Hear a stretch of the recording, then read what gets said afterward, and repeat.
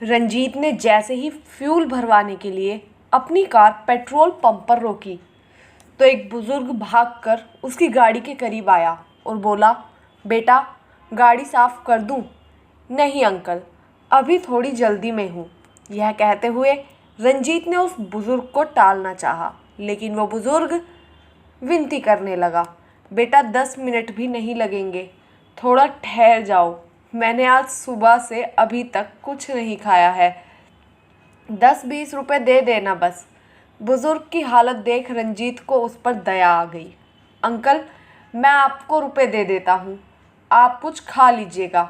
यह कहते हुए रंजीत ने अपने जेब से बटुआ निकाला, लेकिन बुजुर्ग ने यह कहते हुए रुपये लेने से मना कर दिया कि बेटा मैं भीख नहीं ले सकता।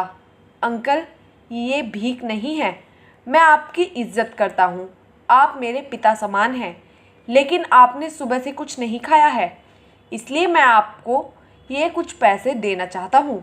नहीं बेटा आप जाइए, मैं इंतज़ार करूँगा, आप नहीं तो कोई और सही, किसी ना किसी को तो मेरी मेहनत की ज़रूरत होगी।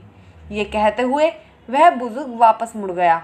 उस बुजुर्ग का स्वाभिमान देख रंजीत हैरान हुआ। वो बुजुर्ग से कोई आम इंसान नहीं लगा। रंजीत अपनी कार को छोड़ उस गुरूर के पीछे आया और बोला, अंकल क्या मैं आपसे 2 मिनट बात कर सकता हूँ? बोलो बेटा, आप कहाँ रहते हो? अंकल यहीं। यहाँ कहाँ, ये पेट्रोल पंप ही मेरा ठिकाना है, मैं यहीं रहता हूँ। आपका कोई घर भी तो होगा ना?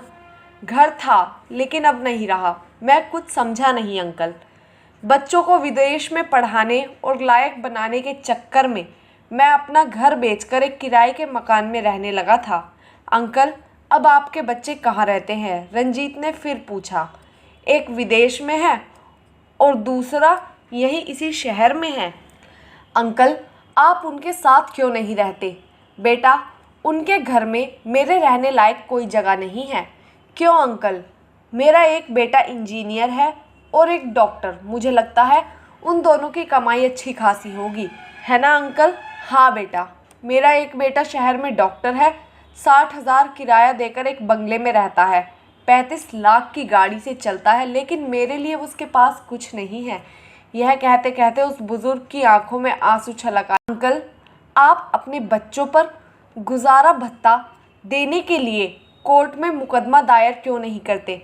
आखिर आपने अपना सब कुछ त्याग कर उन्हें कमाने लायक बनाया है। रंजीत ने उस बुजुर्ग को सलाह दी और उसकी बात सुनकर वह बुजुर्ग मुस्कुराया। बेटा मैंने उनकी परवरिश और जो कुछ भी खर्च किया था वो सब कुछ मैंने खुद अपनी मर्ज़ी से किया था। अगर मैं वो सब कुछ उन पर मुकदमा करके मांग भी लूँ तो भी उन सब चीज़ों का अब मैं क्या करूँगा? फिर भी अंकल आपको उनसे कुछ ना कुछ तो मिलना ही चाहिए।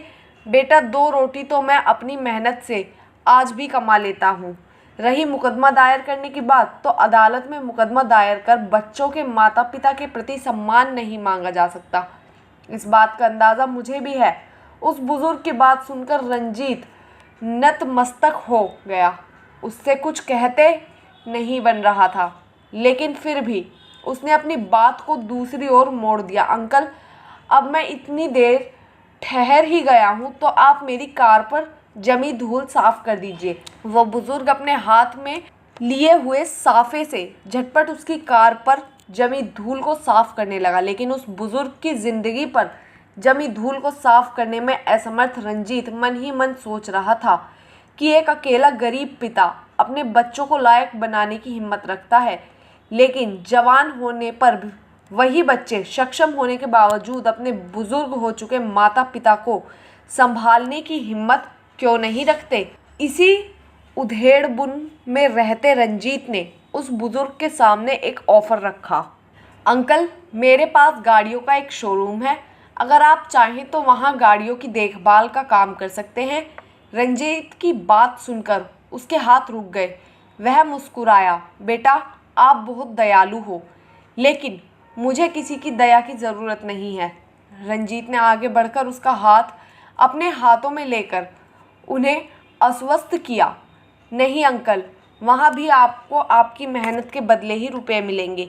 एक अजनबी से इतनी आत्मीयत पाकर उसके चेहरे पर गजब का स्वाभिमान था। दोस्तों, इस कहानी को लेकर आपकी क्या राय है, नीचे कमेंट करके ज़रूर बताइएगा और देखते रहिए ऐसी ही और दिलचस्प कहानियों के लिए AIN News 1।